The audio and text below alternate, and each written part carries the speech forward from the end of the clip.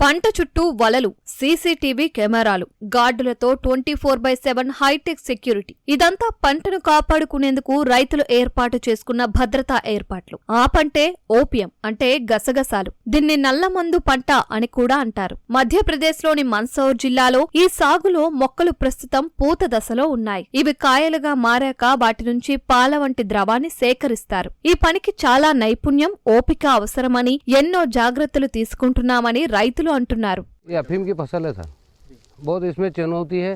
हम जानवरों से बहुत परेशान हैं।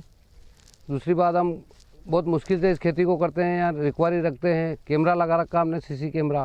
एक वो तान रखी ऊपर झोपड़ी, हम यहीं सोते हैं सर। बहुत मेहनत से करते हैं। लगभग हमें 4-4.5 महीने यहाँ रहना पड़ता है अफीम की खेती पे।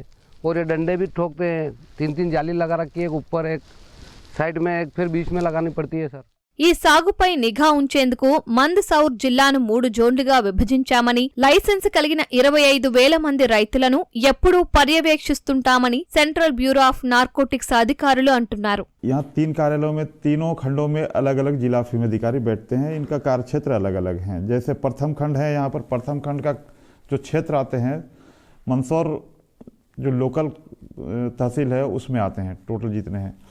सेकेंड डिवीजन जो आते हैं वो मल्हारगढ़, नारायणगढ़, पिपलिया मंडी का एरिया आता है इसमें। थर्ड डिवीजन में अलग जिला अधिकारी बैठते हैं, उनका क्षेत्र सीतामऊ, सुवासरा एरिया कवर होता है।